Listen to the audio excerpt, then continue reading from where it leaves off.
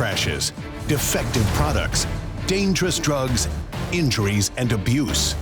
Across the state of Alabama, the attorneys, proudly sponsored by the law firm of Hollis, Wright, are here to serve you. Your tough legal questions answered by our experts with host David Lamb and the attorneys of Hollis, Wright.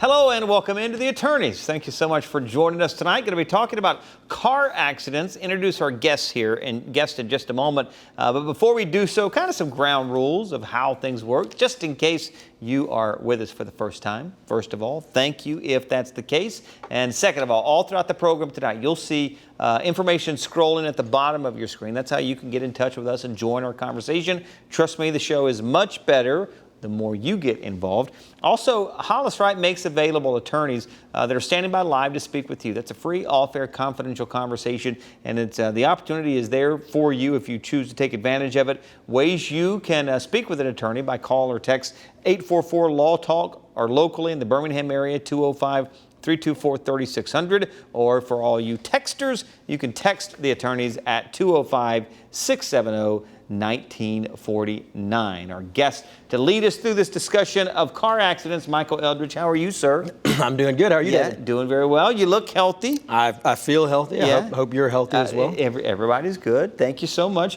The car accidents, this is kind of in the wheelhouse of Hollis Wright, isn't it? I would say so. And I think probably anybody who's doing personal injury work, this is something that comes up a lot. You hear a lot about.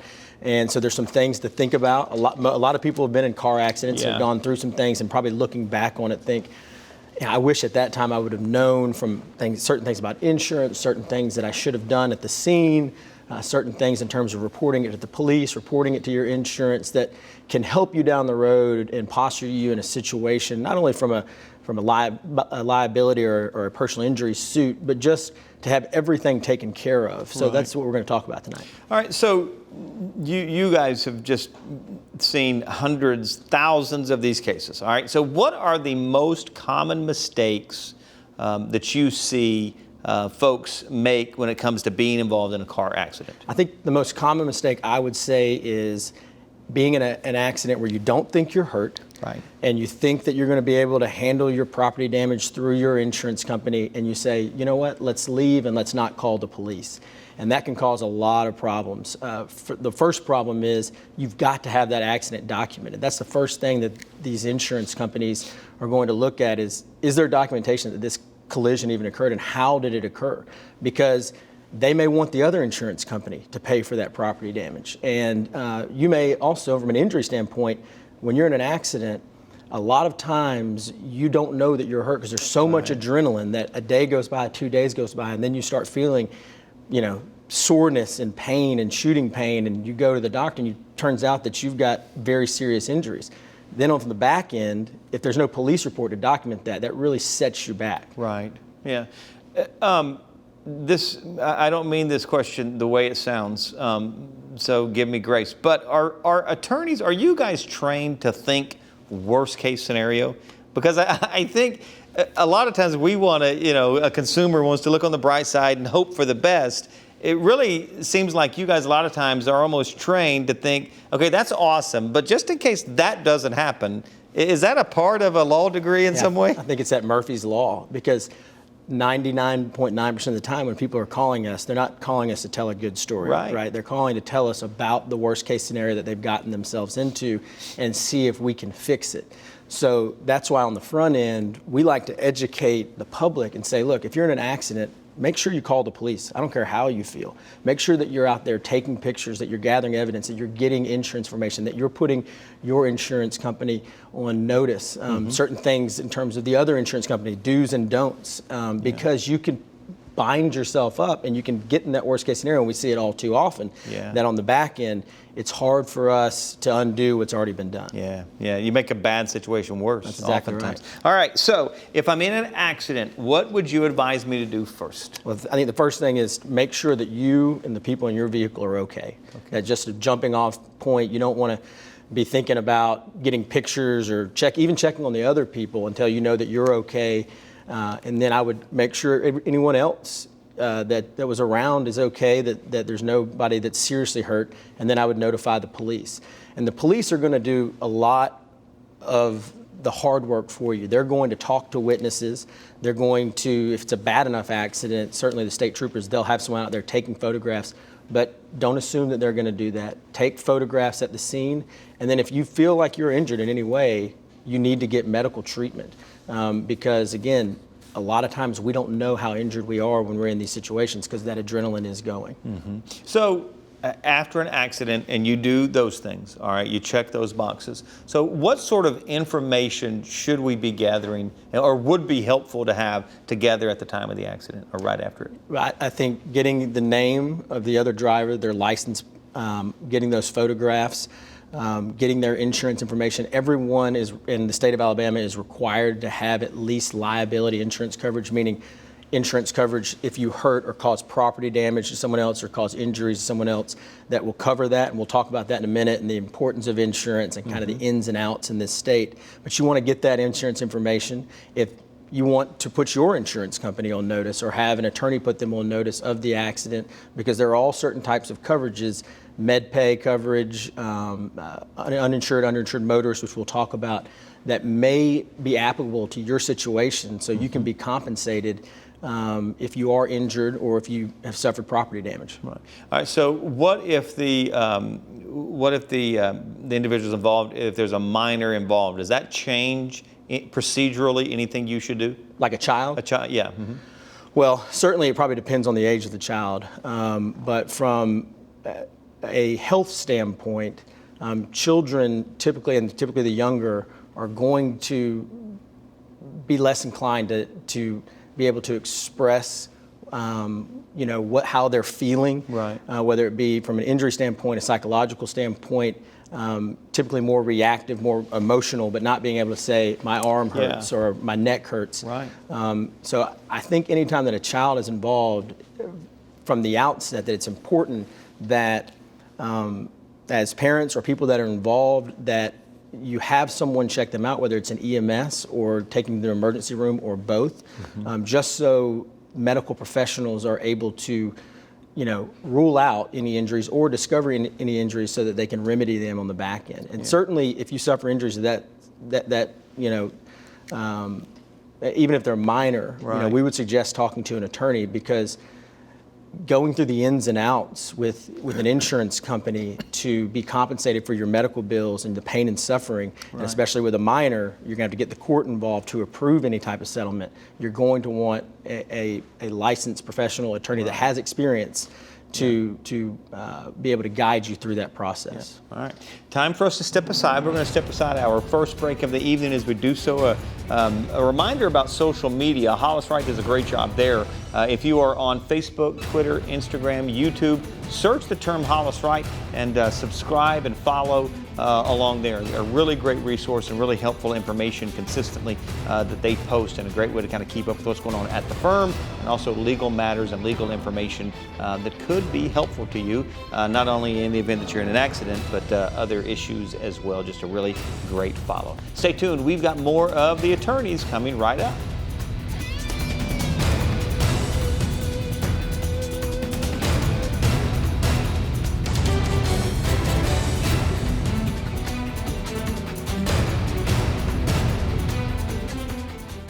I'm Josh Wright with the law firm of Hollis Wright, a personal injury law firm, and thank you for watching The Attorneys.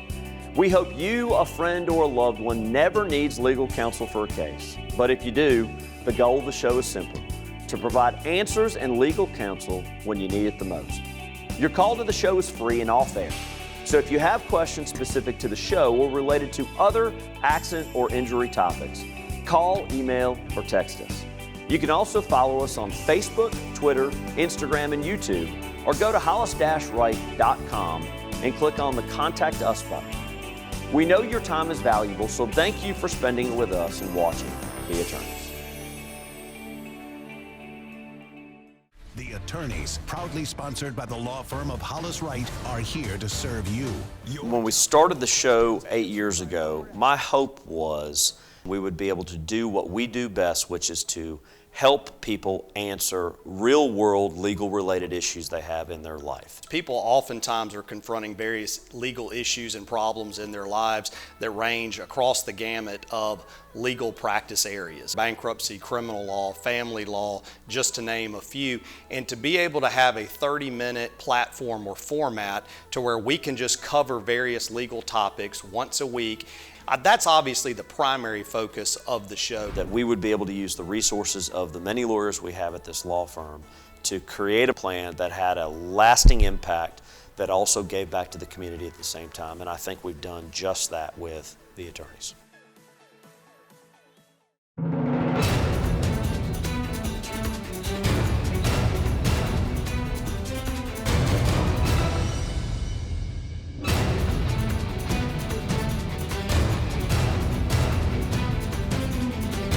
Welcome back in to the attorneys. Appreciate you being with us tonight. Attorneys from Hollis Wright standing by live to speak with you. If you want to take advantage of that opportunity, 844-LAW-TALK or locally in the Birmingham area, 205-324-3600. Or if you would rather text, that text line is 205-670-1949. Here with Michael Eldridge talking about car and vehicle accidents. A question we've got here. If someone's been in an accident and they think they may be hurt, but they're not sure, should they err on the side of caution, or should they wait until the injuries are substantiated, or they really do feel bad the next day? The pros and cons of seeking medical attention after an accident. So I think this is probably, David, the thing that comes up the most in accidents. You have what we call that gap in treatment. And insurance companies especially, they harp on that gap in treatment. If you weren't hurt immediately, then how could you have been hurt 3 days later? Right. And that's not something that, like you mentioned, the regular consumer, the regular person, the public's thinking about is how is that going to look? Yeah. And maybe they shouldn't be. But from a practical standpoint, we see that all the time. I didn't get medical treatment when maybe I should have. We discovered that later. One of the first things, if not the first thing that a police officer is going to do that investigates the accident, is everyone that's involved in the accident, they're going to ask, are you hurt? Are you injured? Do you need medical treatment? And the reason they're doing that is to see if they need to call an EMS to come and check you out. Right. And those EMS personnel, if you don't know, but you feel something, right? You feel, I feel, pain in my neck, my back, then they're able to evaluate you, and they can make the determination at that point, look, you need to go to the hospital and be checked out. So long story short, yes, 99% of the people that are involved in accidents aren't medical professionals, and they don't have that specialty in training and knowing what type of injuries they have. And you combine that with that adrenaline that we talked about and the emotions that are happening, that it's best to err on the side of caution and let a trained person who wasn't involved in the accident, it's not going through what you're going through, to check you out just to make sure. Because like we've seen countless times, these injuries, they manifest, and it turns out in a lot of cases that not only were they injured, they suffered serious injuries like herniated disc, nerve impingements that required surgical intervention, and they didn't get any treatment on the day of the accident. They didn't get treatment the day after, and then that third day comes up, and it turns out they've suffered, these serious injuries that could have been checked out the day of the collision. Right. Do I have to report the accident to my insurance company? Absolutely. So every contract that we've looked at in terms of automobile insurance is going to show what the duties of the insured are in the event that they are in an accident. And so one of those duties is to report in a timely manner that you were involved in an accident, that there was property damage, that there was injuries. Now, these insurance adjusters that you're going to be talking to, they're trained professionals, and they're going to start asking you a lot of questions, and you don't have to answer all of those questions. You just need to put them on notice, because I can tell you from experience, having worked for insurance companies, having worked against insurance companies, the questions they're asking are not necessarily to benefit you, but are certain types of questions to limit the potential exposure they may have of what they may have to pay out in the future. So they want to ask you a lot of these questions that you're not qualified to answer, like what were your injuries? Were they permanent in nature? What is your future? Is it going to affect your wages? And you may not know the answer to those questions. Right. Yeah. And then you say no to all of those questions, and it turns out a doctor says a month later the answer to that is yes. Then that can be used against you as an admission that you didn't suffer those injuries from the outset. So be careful about the way that you're answering those questions, but you have to put them on notice so they can open up a claim and you can check that box of, I did my part, I put you on notice. Right. And that kind of leads me to another thing, not to run on you, but especially when we talk about insurance adjusters, if it's the other insurance company's adjuster, that's when you want to be really careful, because they certainly aren't looking to do anything for your benefit. They are there to protect their insured and any exposure that their insured may have in terms of liability. Do you have to talk to the other insurance company? Absolutely not. And I can tell you this, if what we call an adverse insurance company is calling you and asking you questions, that's clue number one that you probably need to call an attorney that's going to talk to that insurance adjuster on your behalf, that knows the game in terms of the questions that they're asking. Because if they're asking you questions, that means that they think that there is exposure, or they may know that there's exposure and they're trying to minimize that. So that's a pretty good clue that you probably need to call a personal injury attorney or a plaintiff's attorney and get them to evaluate your case, to at least guide you in the right direction, if not hire them. On the subject of insurance, what is UM and UIM coverage? Walk us through that and the importance of it and what it means and matters. So we mentioned earlier that in the state of Alabama, everyone is required to have at least liability coverage. Okay. Meaning that if I get into an accident, it's my fault, I cause you harm, I've got coverage for your harm, for your property damage, for your injuries. Okay.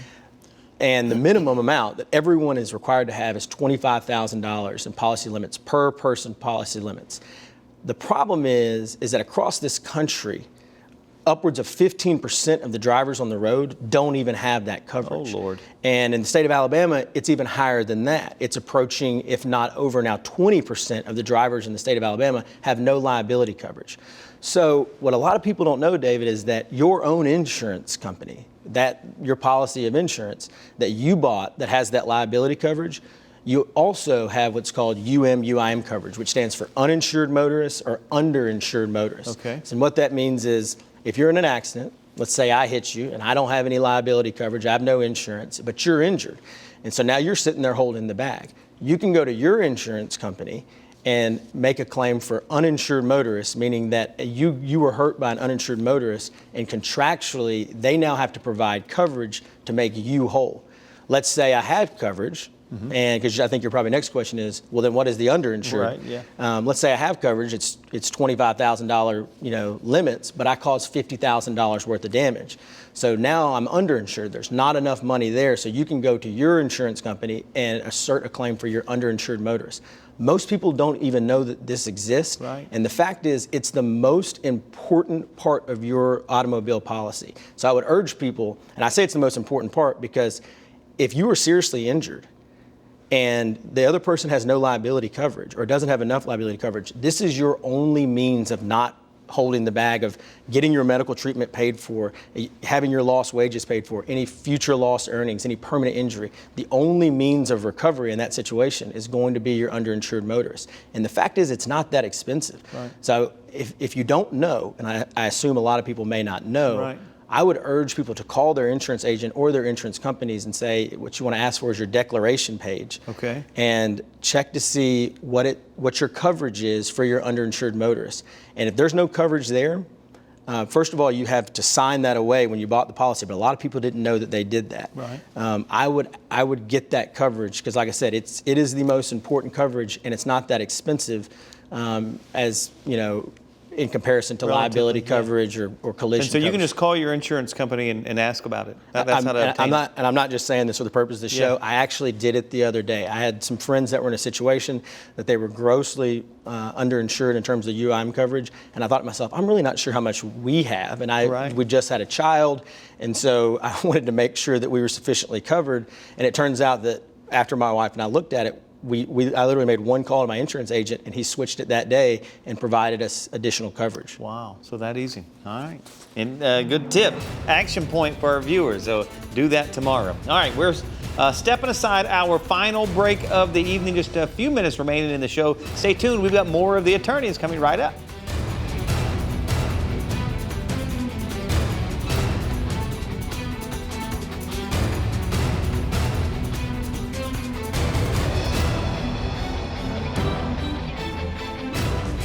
I'm attorney John Spade with the Hollis Wright Law Firm. If you have ever had a personal injury claim, the attorney handling your case has likely told you that a portion of your settlement would have to be used to pay back your health insurance company for the medical bills that they paid relating to your injuries. This is called subrogation. In this week's Legal 411, we are answering the question, what is subrogation and how does it affect your personal injury claim? When you purchase health insurance, you sign a contract with the health insurance company, which provides that in exchange for you paying a monthly premium, the insurance company will pay your medical bills when you're injured. Now, that contract has a paragraph that gives your health insurance company the right to seek repayment for the medical bills they paid if you in turn use those medical bills as a basis to recover from a third party that caused your injury. The idea is that your health insurance company would not have had to pay your medical bills if it weren't for the wrongdoing of the third party. Now, health insurance companies routinely put attorneys on notice of their subrogation claims by outlining exactly which medical payments the health insurance company is claiming a subrogation claim for and for what amounts. Throughout the handling of your case, your attorney should be aware of the amount of subrogation your health insurance company is claiming and whether all the claimed subrogation is related to your underlying personal injury case. That way, if your case resolves, your attorney can then negotiate a reduction of the health insurance company's subrogation claim. Subrogation is one of the many moving parts that can affect your personal injury settlement and what you stand to recover. Please remember, your call, email, or text to the attorneys is free. All of us at Hollis Wright want to help answer your questions on real issues you face. Remember, a competent lawyer will respond to every question you send in. That's our pledge and our promise to you. Thanks for watching The Attorneys on WVTM 13.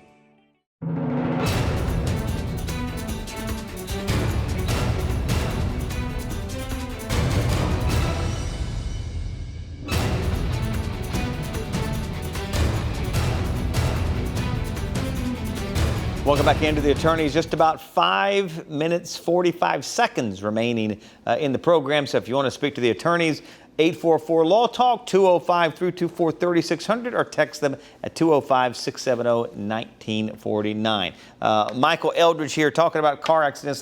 Let's try to bulletproof, just buzz through some of these questions, all right? You ready for this? I'm ready. This is like the bullet round. All right, is it important to take photos at the accident scene? Absolutely. It's one of the easiest and cheapest, if you're able. Now, if you are injured to the point that you cannot, but I would say if your family member's in an accident, you can get to the scene and they can't take pictures. Almost everyone has a smartphone now, and that is what we call cheap and easy evidence. Yeah. That's good evidence that can help you down the road. And the pictures you want of the damage, everything, any injuries, anything that's at the scene, because that scene's never going to recreate itself. Right. And what ends up happening is if we don't get those pictures and there ends up being a suit down the road, which on that day of that collision, you're not going to know if there's going to be a suit. Right. We end up having to hire an engineer that's got to go out and recreate that scene, which is expensive, and it's hard to do if they don't have those pictures to see where the vehicles were and the position of the road and everything like that. So document the scene. Without question. All right. What if I wasn't wearing my seatbelt? Does that mean I don't have a case? No, to the contrary, and that is a very good question. We get that all the time. It was somebody else's fault. I suffered these severe injuries, but I wasn't wearing my seatbelt. It's the law in Alabama. You have to wear your seatbelt. The Alabama courts have said that if someone else causes an accident, they cannot use the fact that you weren't wearing a seatbelt to mitigate their damages, right? So while it is the law that you have to wear your seatbelt, as it relates to a civil suit, that cannot be used against you, because people can't drive around negligently just presuming it's going to be okay, everyone's got their seatbelts. That would go against public policy, and the courts have addressed that, so that has no bearing in terms of whether or not you have a case. Are there still people who don't wear their seatbelts? Well, unfortunately there are, and I would urge everyone, do wear your seatbelts, because, when we look at the really bad injuries, by and large, it's people not wearing their seatbelts. Makes a difference. I think I know the answer to this question, but what if the other driver's insurance company wants a copy of my medical records? Should I release them? Absolutely not. That's a heck no. Yeah, that goes for anybody who's calling and asking you for your Social Security number or trying to get you to have a HIPAA release so they can get, all of that is protected private information. If you are injured and you hire an attorney, then you will end up filing a HIPAA release with them, but that's somebody that's working on your side. Right. We see this all the time. These big insurance companies, someone gets hurt, asserts a claim against them, and they say, well, you've got to sign this HIPAA release so we can get your protected private health information. You do not have to, nor should you. It is not their right, and it's misleading to tell people that you have to sign these things. Do not sign anything other than a court ordering you to do so, or your attorney telling you sign this HIPAA release so I can get your medical records and then determine what your personal injury claim is. Because they can go back and get all of your medical records for the beginning of time. All right. The other driver says the car wasn't his and belonged to someone else. How does that affect a potential claim?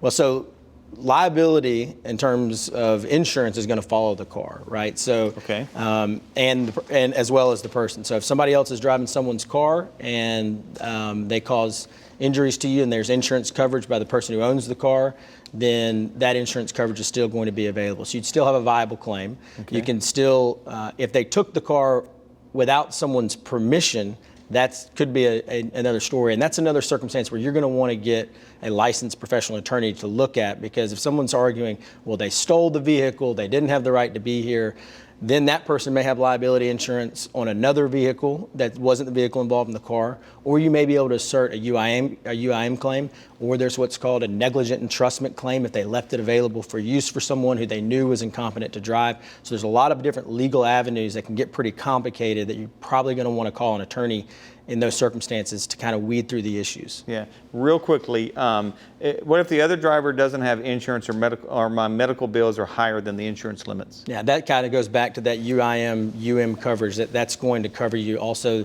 you may have what's called med pay, which is if it goes above your medical insurance, you don't have medical insurance, it's going to provide a certain limit to pay your medical bills off. Okay. Less than a minute remaining, so about 30 seconds or so from you. A final thought for our viewers? Yeah. What I would say is going forward, what we want to think about when we're in an accident is, number one, document everything up front and make sure that you're checked out for your injuries. A lot of times, like we talked about, people don't know that they're injured.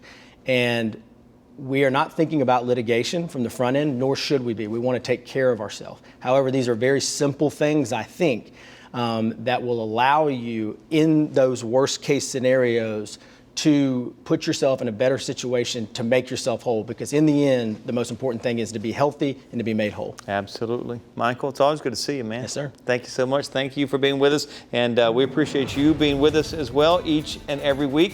Thanks so much. Hope you and your family stay safe, and we'll see you next time right here on The Attorneys.